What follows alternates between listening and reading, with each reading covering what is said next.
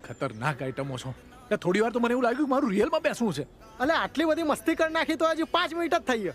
આખો દિવસ કેમનો પસાર થશે યાર.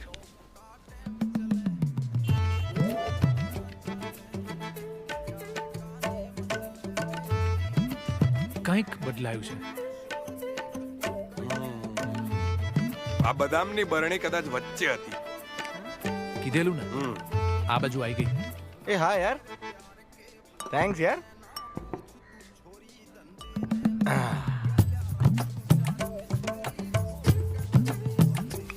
લાવ લાવ લ્યા. ઉઠાવ. લઈ લ્યા.